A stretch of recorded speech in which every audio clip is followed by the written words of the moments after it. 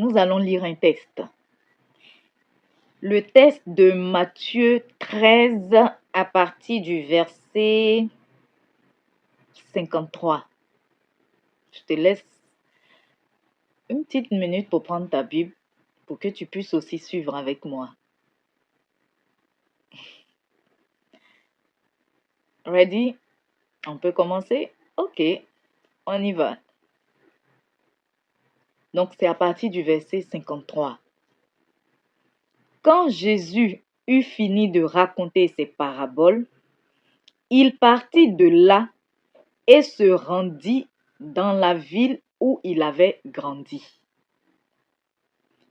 Il se mit à enseigner dans la synagogue de l'endroit et toutes les personnes présentes furent très étonnées. Elles disaient: d'où a-t-il cette sagesse? Comment peut-il accomplir ces miracles? N'est-ce pas le fils du charpentier? Marie n'est-elle pas sa mère? Jacques, Joseph, Simon et Jude ne sont-ils pas ses frères? Et ses sœurs ne vivent-elles pas toutes parmi nous? D'où a-t-il donc tout ce pouvoir? Et cela les empêchait de croire en lui. Alors Jésus leur dit: un prophète est estimé partout, excepté dans sa ville natale et dans sa famille. Jésus n'accomplit là que peu de miracles à cause de leur manque de foi. Parole de Dieu Tout-Puissant. Amen. Jésus l'a si très bien dit. Nul n'est prophète chez soi.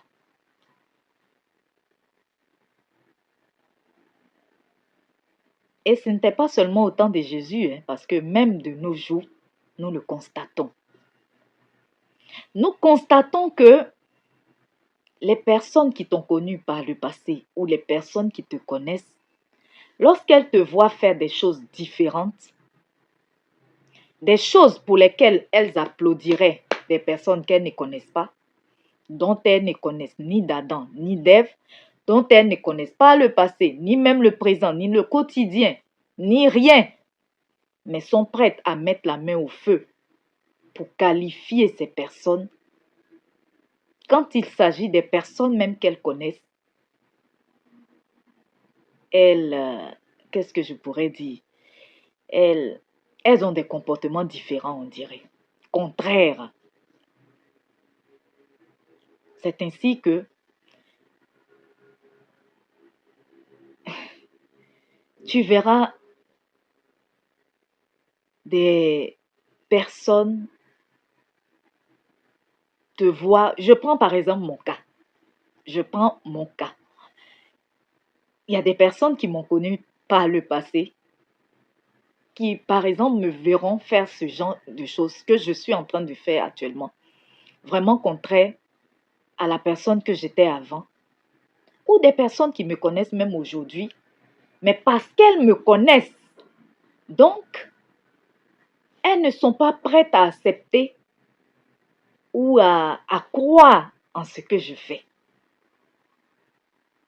Mais mon frère, ma soeur,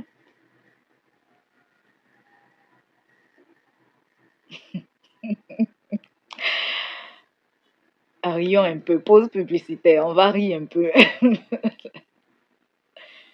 Dieu, ce que tu dois savoir, c'est que Dieu, il ne choisit pas les qualifiés. C'est lui qui choisit et il qualifie. Et Dieu, il ne choisit pas forcément les personnes qui sont parfaites. Il n'y en a même pas. Parce que Jésus même a dit que c'est seulement Dieu qui est bon quand il était encore sur la terre. Et Dieu a dit une personne qui pêche, une personne qui dit qu'elle est sans péché, c'est que cette personne-là, elle se flatte elle-même et elle fait de Dieu un menteur. Donc, comme je disais, pour toi qui me regarde, qui m'a connu par le passé, vous êtes nombreux sur Facebook qui pouvaient témoigner comme moi j'étais, ou qui me connaît à présent, qui connaît mon quotidien. Si lorsque tu es en train de me voir véhiculer la parole de Dieu, tu veux te focaliser sur ma personne, tu veux te focaliser sur mes faiblesses, au lieu d'écouter la parole de Dieu qui sort de ma bouche, qui est généralement inspirée, c'est ton droit. Certainement que tu n'as que des qualités, pas de défauts. Mon frère, ma soeur, toi qui te dis qu'elle parle tellement bien, ce qu'elle explique, c'est clair et tout ça, qui veut me prendre comme modèle, sache que il n'y a que Jésus, le véritable modèle. Maintenant, mon frère, toi qui, en me voyant ainsi, tu me vois quelques minutes sur les réseaux sociaux, en train de véhiculer de bons messages, et tu penses avoir trouvé en moi la femme de ta vie, certainement tu seras très déçu parce que moi, je ne t'ai jamais dit que j'étais parfaite. Alors là, pas du tout, hein. Non, j'ai des défauts, j'en ai beaucoup même. Je t'ai jamais dit que j'étais facile à vivre. Jamais je ne te l'ai dit. Donc, il ne faudrait pas m'idéaliser. Et après, quand tu vas venir, tu vas dire, mais c'est pas comme ça que je l'avais pensé. Et ne pense pas. Il faut expérimenter avant de tirer des conclusions. Quelquefois, je suis distraite. Beaucoup même. J'ai des faiblesses, j'ai des forces comme tout le monde. Quelquefois même, ce sont moi-même mes faiblesses que je viens traiter ici. Mais je ne vais pas dire que voilà, j'ai fait ceci, j'ai fait cela. Quelquefois, ce sont moi-même mes erreurs. Les sujets que je traite là, quelquefois, ce sont moi-même mes erreurs que je viens exposer, traiter. Et comme je me dis que d'autres personnes aussi peuvent être dans la même situation pour éviter que les personnes qui n'ont pas encore fait ce genre d'erreur ou qui ne sont pas encore dans la situation puissent aussi apprendre et éviter ça. Tout ce que je traite comme sujet ici, ce n'est pas parce que moi-même je l'ai déjà vécu et que je l'ai bien vécu. Je ne viens pas exposer ma vie pour dire c'est ce que moi-même je fais que je viens exposer. Non, je parle pour nous tous, même y compris moi, selon la parole de Dieu, parce que c'est ce que nous tous on suit. Tout ce que je viens dire ici, là, ça me concerne aussi. Moi-même, je me cherche aussi. Je ne suis pas encore arrivée quelque part. Moi aussi, j'essaie d'améliorer mon comportement. Et avec ce que je fais là, ça me permet d'améliorer aussi mon comportement. Parce que je ne peux pas dire des choses ici et puis faire autre chose. Même si quelquefois, ça peut arriver que même ce que je dis ici, je n'arrive pas à le faire quelquefois. Pas par plaisir, peut-être par faiblesse. Donc, ce n'est pas que je suis arrivée, c'est ma vie, je viens expliquer parce que j'ai déjà tout bien fait que je viens faire ça. Non, rectificatif. Il faut savoir que si tous les hommes, les humains, je veux dire, se comportaient comme Dieu le voulait,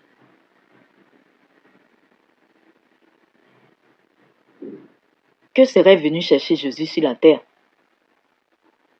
Quel serait le sens du sacrifice de Jésus? Jésus est venu pour les malades, comme lui-même il a dit.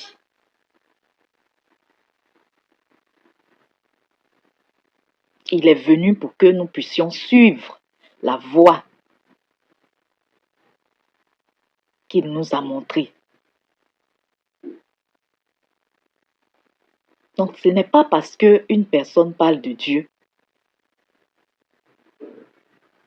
qu'elle est au même rang que Jésus. Parce que c'est lui seul qui était sans péché.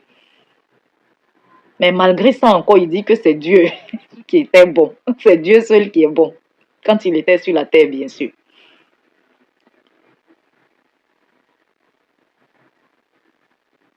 Jésus est venu pour que nous puissions nous repentir et adopter de bons comportements. Et c'est ce que nous essayons de faire toujours. À moins qu'on soit vraiment hypocrite et que sciemment on baigne, on nage dans le péché et ça ne nous dit rien. Donc bref, on va fermer cette parenthèse. En fait, voilà, c'était pour dire, comme j'ai commencé au départ, lorsque des personnes te connaissent,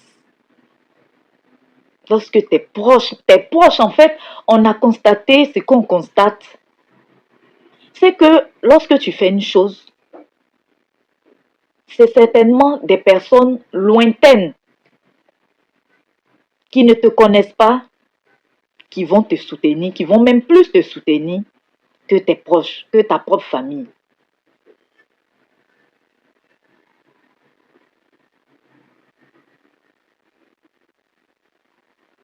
On voit bien nos proches, toujours en train de réagir sur d'autres publications, en train de partager. Mais quand il s'agit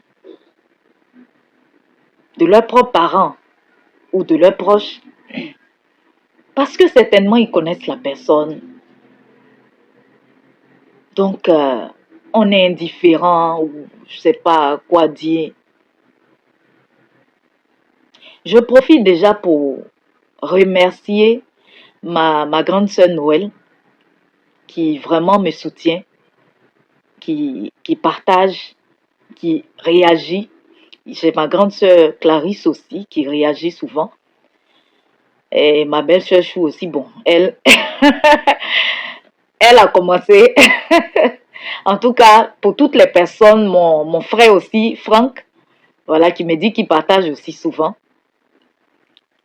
Je vous remercie, que le Seigneur vous bénisse. De ne pas vous focaliser sur mes défauts pour dire, voilà, non, celle aussi, pourquoi elle parle de Dieu et tout ça. C'est pas moi. Même j'ai longtemps hésité avant de faire ce que je suis en train de faire là. Longtemps hésité. Longtemps même posé des questions. Et finalement, je me suis jetée, je me suis laissée.